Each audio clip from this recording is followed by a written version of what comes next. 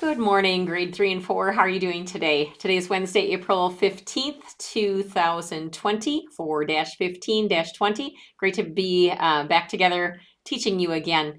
I did something a little bit differently on the board, and if you've listened to a siblings video, you may have already seen that. I thought it might help for you to write down in your assignment book what you have due and when it's due, and otherwise if you're is working to do it just on the calendar that I've given you, that's okay, but sometimes you need more information than that and there are things that get missed. Okay, so what I did today is I wrote down the assignments that we would have starting today, and hopefully you can tell they're kind of in the color that you would have on the top of the little blank on your assignment book. Okay, at the very top it gives the heading. And so just make sure that and if you want to pause the video and get your assignment book, you certainly can. And then you could pause the video and write these things in. So for religion, you'd have God's people in exile. You'll be reading pages 124 and 125 in that book. For reading, you need to read 2 books on Epic today. And there are also 2 videos you are assigned, but the 2 books on Epic, you have to read and take the AR test. This group has been doing pretty well with that, but make sure you take the AR test right away. The points that you get on AR are the points that I'm using to give you a grade for reading. And so it's really important that you do well. We want to get that 100%, okay? You've got packet pages to do from spelling, and that will help you practice your spelling words, which I have a little bit further down here. And also that's your handwriting as well.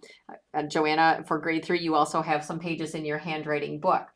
As far as your reading review paragraph, I'm going to call each of you individually today and kind of work through you individually with that. So we get that opening paragraph finished today, and then tomorrow and Friday we'll work on the next paragraphs, okay?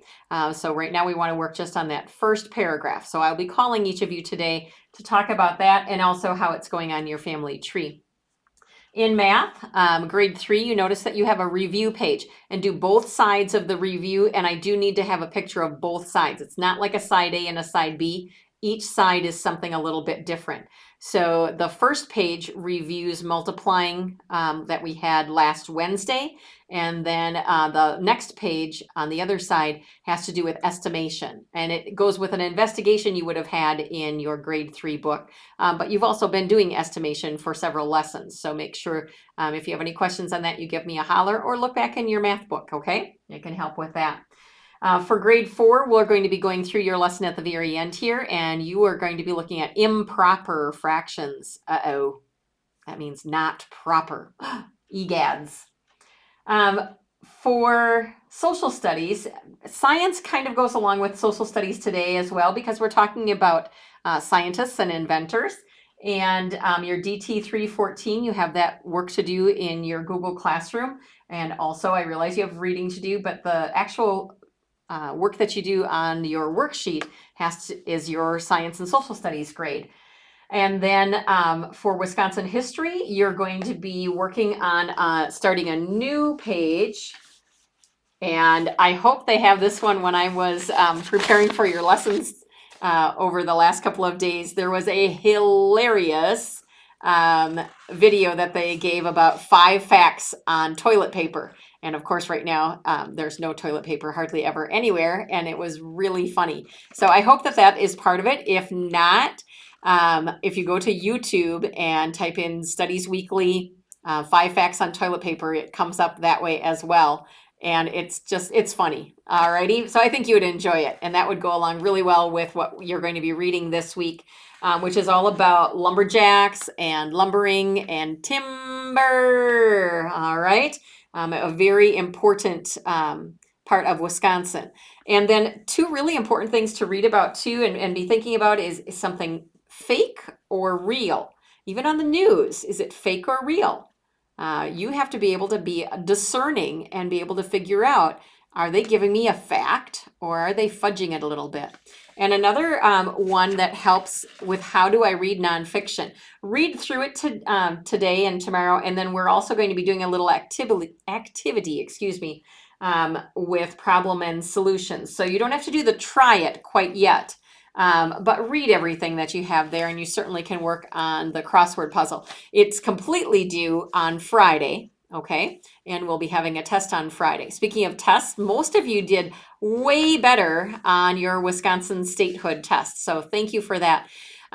Just a reminder, always try your best, and an answer of I don't know doesn't cut it with me. Figure out something that you can answer. Use your good thinkers. All of you are so intelligent and can use your common sense to be able to figure things out. Yes, it's true that not every answer that we had on the test is written word for word in your paper. They are expecting you to think as well. But a lot of it we have, I try to do more of a conversation type thing in the video that I'm doing with you to talk about it a little bit more. And as you're reading, be thinking about the things that are important. For example, one of the questions was, why do you think it was important to have a constitution and a certain amount of people? And what was the other one? I can't remember the third one right now that they had for that question. Or Congress's approval, okay? Why do you have to have that constitution? Well, a constitution is a set of laws. Can you imagine if we were a state that didn't have any laws? Sounds cool to start out with.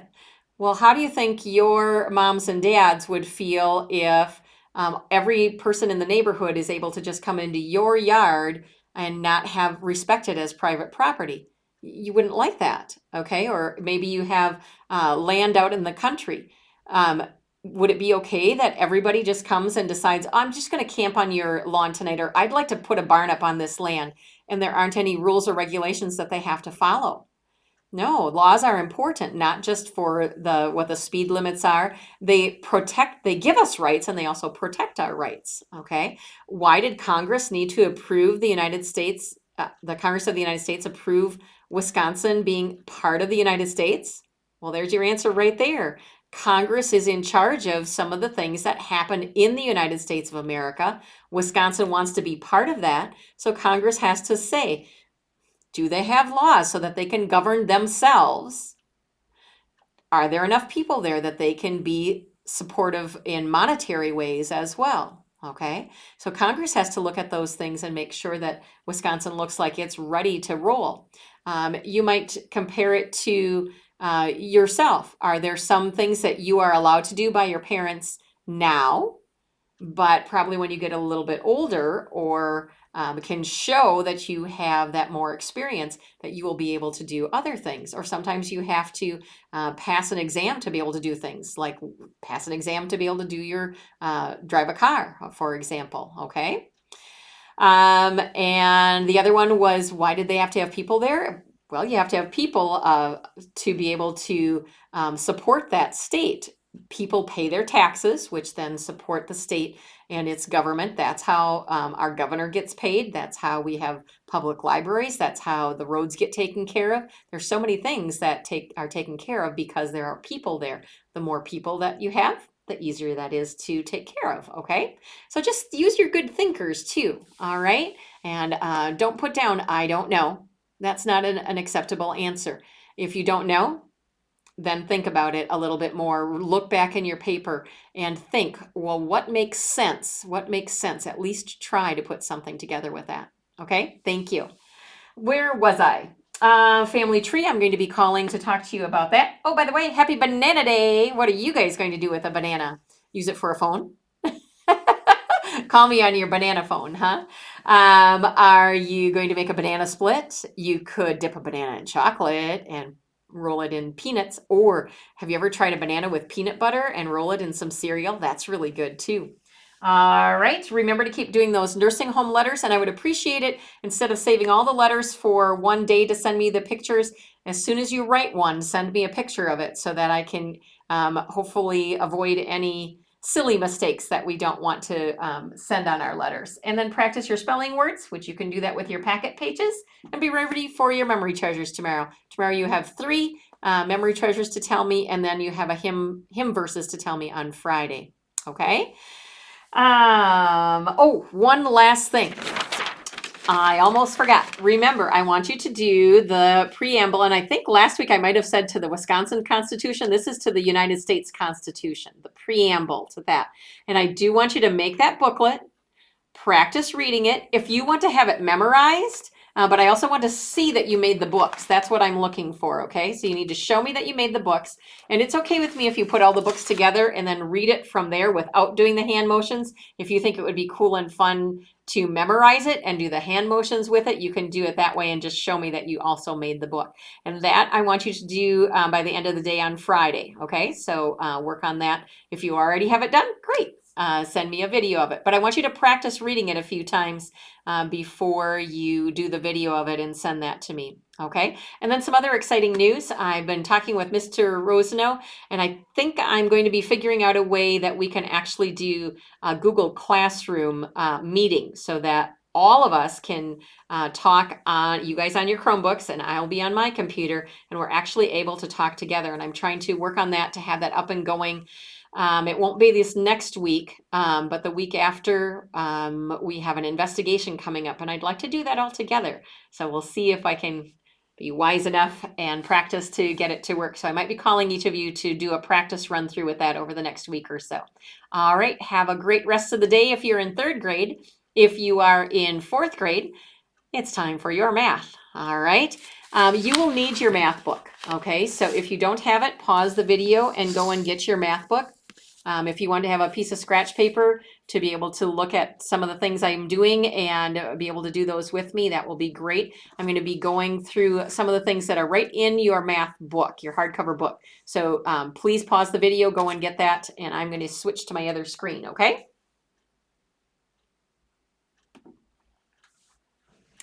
Okay. Oh, I'm still on the other screen. Aha, there we go. I have to make myself disappear. Okay, so today we are going to be talking about improper fractions. And guess what? You have been working with improper fractions a lot already, okay? An improper fraction is simply a fraction where the numerator, which is the number on top, is larger in amount than, and today I'm just going to make it, is larger than your denominator. Okay, so the number on top is larger than the number on the bottom. So that's what makes an improper fraction. Okay, numerator is bigger than the denominator. So let me ask you, 2/4, proper or improper? That would be a proper fraction. The numerator is smaller than the denominator. How about 3/2? That one, you're right, is improper. Okay? The number on top is larger than the number on bottom. The numerator is larger than the denominator. Now here's an example of how you have already been using these. They usually give you the mixed number that goes with this as well. But you may have had to draw a shape to show that 3/2 equals what mixed number? Well, we're going to draw some circles and divide them in half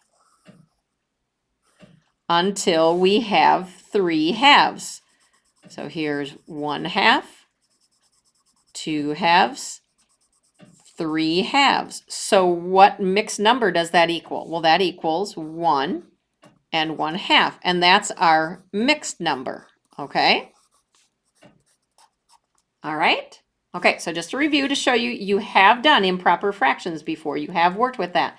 And it kind of gives you a note to that on the top of page 100, or excuse me, not 104, page 661. It's lesson 104, okay? So let's look at that example 1.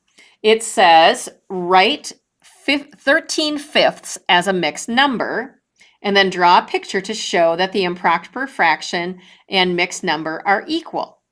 Okay, so to find that mixed number, what do? You divide. Do you remember way back in second grade when we talked about that this also means divide? So 3 divided by 2 gives us 1 1/2.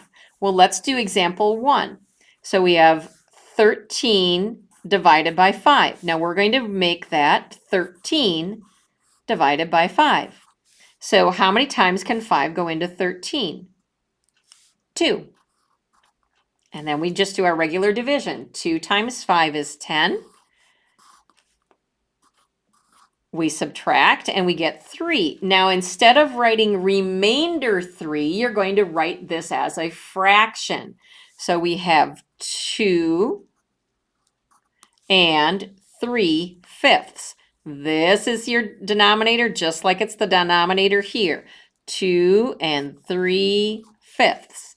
And then they show it with circles because of your grid that you have on your math.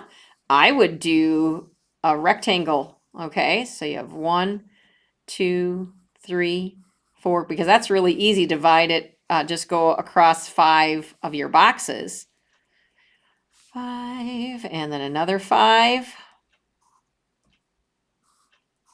Now, I don't have my boxes here, so I'm doing the best that I can, but on your lesson, that will be easy to do, don't you think? Okay, 5 boxes, and I need one more. I'm going to do it down here.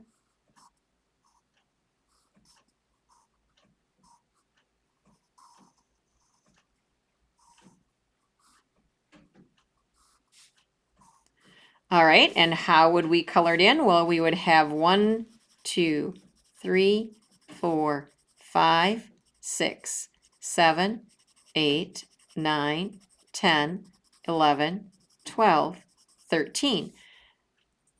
My pieces are divided into fifths. I color in 2 whole pieces and 3 out of the last set. Okay, so you're being asked to do 2 things. Make it a mixed number by dividing, and then prove it that it equals that by drawing a picture to show that. Okay? All right, let's try example 2. It says write 10/3 as a mixed number. So we've got 10/3. What's the work we're going to do? 10 divided by 3. 10 divided by 3, 10 divided by 3. How many times does 3 go into 10? 3 times. That's 9.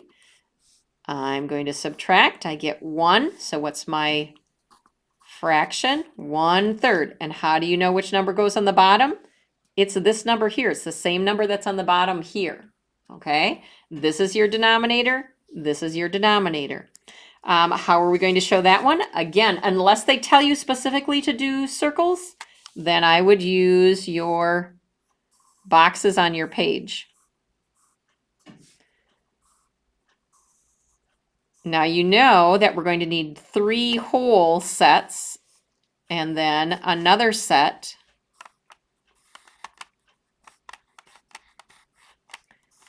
that shows the fraction of the set. All right, so we're going to color in 3 1/3 or 10/3.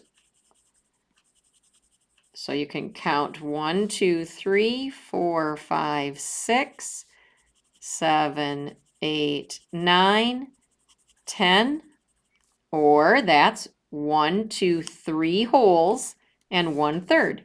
Okay, so either way, it shows both of those fractions. It shows that they are equal. Making sense? All right, let's take a look at example 3. And that one says, write 12/4 as a whole number. 12/4. Well, that simply means 12 divided by 4. 12 divided by 4. Easy. 3. Anything left over? Not a thing. How do we show that? Again, use your boxes. And we know we're going to have 3, but no extras this time because we have nothing left over, no remainder. And so this time we are going to color in to prove our fact. 1, 2, 3, 4, 5, 6, 7, 8, 9, 10, 11, 12. All right, there you go. So this is a whole number. 12/4 equals 3. 10/3 equals 3 1/3. 13/5 equals 2 3/5. Okay, we're showing that those things are equal. Questions? All right, well, that's your lesson for today for math. Hopefully that helps you out a little bit there, and that you understand what an improper fraction is. The numerator, the number on top, is larger in value than the denominator, the number on the bottom. And then how do we solve to find out what it should be? We divide. And remember, instead of writing it as a remainder, we write it as a fraction. This number is your denominator. The number that would be your remainder is your numerator. Okay? Be sure to call me if you have any questions. And cut back to myself. There I am. Hello. Alrighty. So make sure you call me if you have any questions. I'll be calling you anyway to talk a little bit about your paragraphs for your reading review of your chapter book, and also to check and see how things are going on your family tree. If you have any questions at that time, make sure that you ask. All right. And also you can call me anytime. Have a great day. Bye.